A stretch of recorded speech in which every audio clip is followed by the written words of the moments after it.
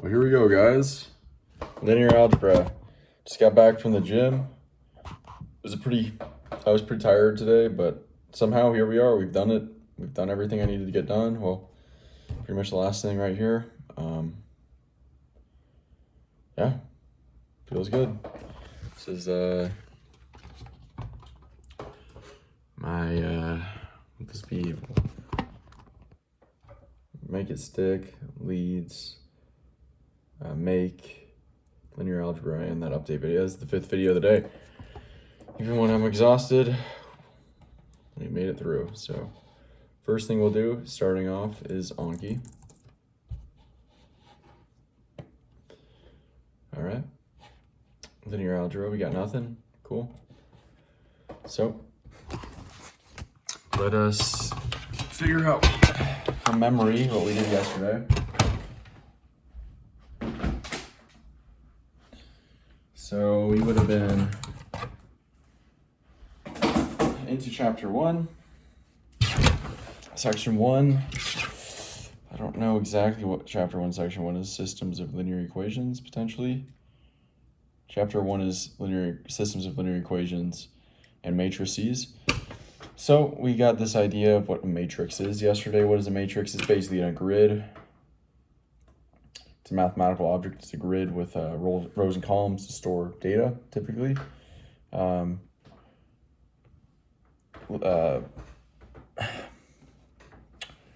linear systems of linear equations themselves can be translated into matrices, and computers can solve those linear equations, systems of linear equations, very, very well. Computers are very good at that in the matrix form. All right, linear equation. The simple definition, well, what is a linear equation? In 2 space or 2D, it is a line. In 3D, 3 space, it's a plane. But really, it's an equation that can be written in the form of a1 x1 plus a2 x2 plus ... an xn equals b, where the highest exponential value is 1 on the variables. There's no trig going on in the variables. There's no multiplying variables. There's no exponentials involved with the variables. Yeah, so really, linear equation can have infinite variables. Okay? All right. What else do we talk about? So systems of linear equations, right? You got the unknown, aka the variable. This is the variable. To solve for the unknowns and the unknowns, you need to basically find values that make all the equations in a system of linear equations a valid statement. Okay.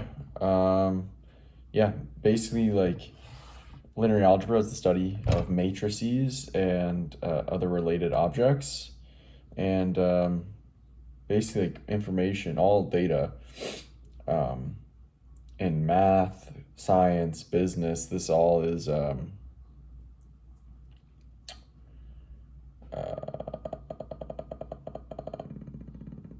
what was it about those subjects?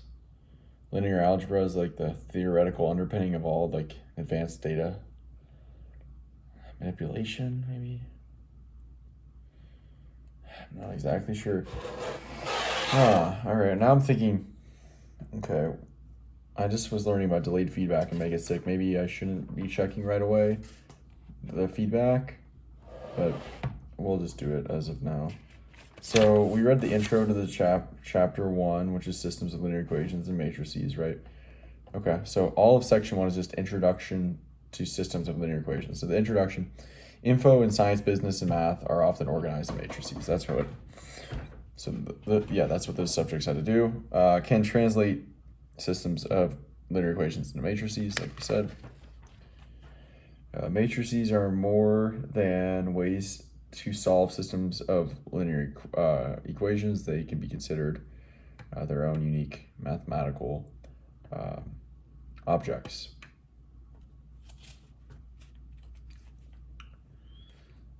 Okay, systems of linear equations are a huge part of linear algebra, which I would never have known. I learned that yesterday. Okay, linear equations, yes, yes, yes, yes, yes. Oh wait, yeah. To be a linear equation, those variables in front, the constants in front of the variables, or the unknowns, yeah, cannot be all zero. Every one of them except for one can be zero, but one of them has to be not zero at least. Cool, no roots, okay.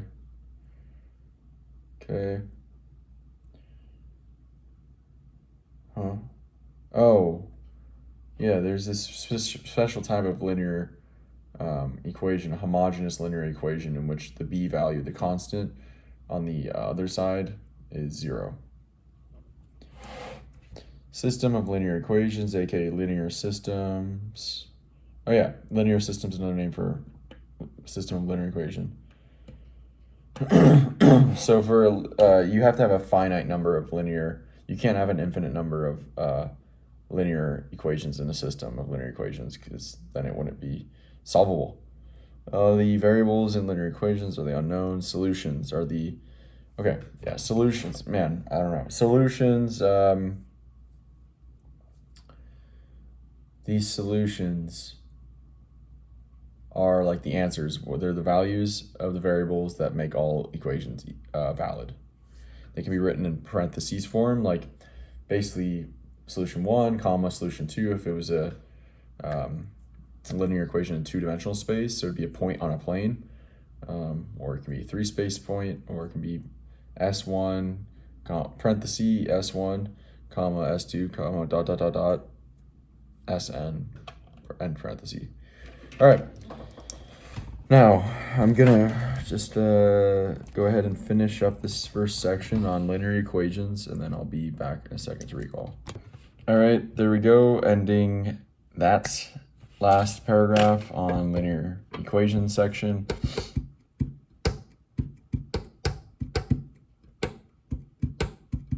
Right, if the solution set is 2 points, or two numbers, basically 1 point, parenthesis S1, comma, S2, parenthesis, this is called an ordered pair.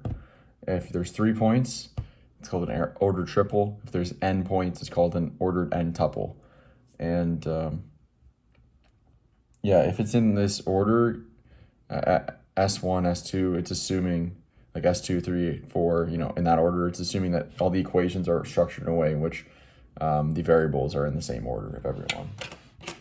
Okay, there we go. Introduction to systems of linear equations. So, that's section 1, the first section of section 1.1. How many sections are there? So linear equations, linear systems in 2 and 3 unknowns. Okay. Augmented matrices and elementary row operations. That's it. There's only 3 sections. Okay, I'm gonna kind of just write this. I'd like to just get an overview. I've been doing this in Make It Stick as well, and it's where I go like, basically, section 1.1, introduction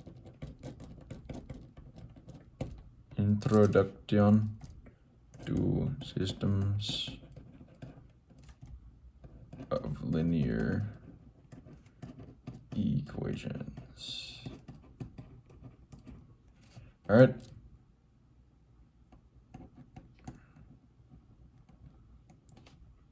Linear equations is the first section, which we just completed. Then it's going to be linear systems in 2 and 3 unknowns. And then the final section.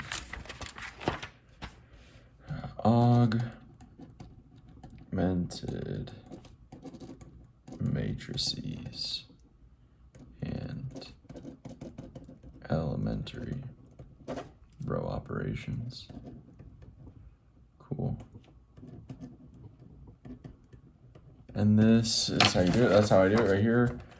So I just can get an overview of the chapter so I can see what's to come, and then I can also see at the end or in between, like, oh shoot, what does that even mean? I don't even know what that means. Then I'm like, I need to pay attention to that.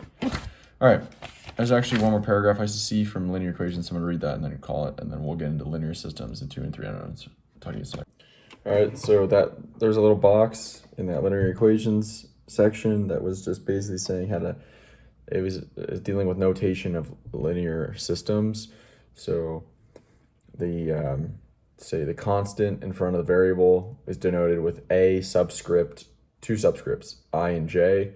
I will tell you which solution or which equation it's in, 1, 2, 3, 4, 5, etc. to n, and the j will tell you which variable it's multiplying. So cool. Then we started the next section. I think it was linear systems in 2 and 3 unknowns. Is that what it's called? Something like that.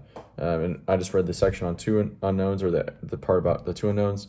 Basically, 2 unknowns, we're dealing with lines in 2-dimensional space, and the solutions are ordered pairs that are intersections of the line.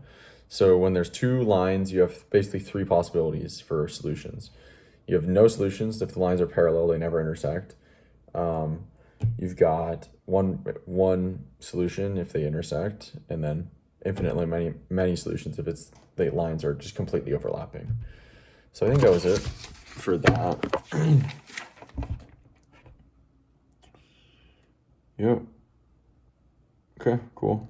Now, yeah, I'm gonna keep reading and then I'll get back to you. Got 6.5 more minutes, so get a little bit more done and then call it a day. I'll talk to you in a sec. All right, guys, getting close to wrapping up here. I just learned the definition of consistent linear system and inconsistent linear system, 2 different concepts. Consistent linear system basically is a linear system in which there is at least one solution. Inconsistent linear system is a linear system that has no solutions. When we talk about systems of linear equations with 3 equations, we're looking for the intersection point of all 3, not just intersection points. We're looking like of 2. We need all 3 of them to intersect at a point or on a line or a plane or whatever you're talking about, depending on which dimension you're talking about. So, so yeah, we're looking at points of intersection of all the system, or all the equations in a system. Okay, and even for I just learned that even for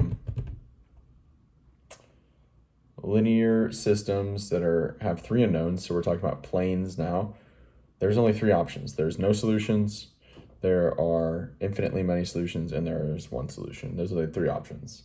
You're never going to get 2 solutions. You're never going to get a finite number of solutions that's not 1. I don't know if that's a correct statement, but anyway, the point is you can either have none, no solutions, infinitely many solutions, or 1 solution. Even if you're talking about 3 equations in a system, then 3 space, or 2 equations in a system in 2-dimensional space, 3-dimensional space, 4th-dimensional, whatever you're talking about. So, or 3 unknowns, 4 unknowns, 5 unknowns, infinitely many unknowns. Okay. Yeah, we've got 20 seconds left, so I'm going to call it here. Another successful day of learning, getting through the day. It's really satisfying in math to be reading. I've read so little about math in my whole life because school never taught you to read. They just taught you how to, process the equation, run the algorithm, do the steps. Never taught you how to think about it or what it meant. So, yeah, we're about halfway through the section, and then we'll get into the questions. So that'll be fun to start actually doing practice problems and stuff. So, all right, that's it for today. I'll talk to you later. See you.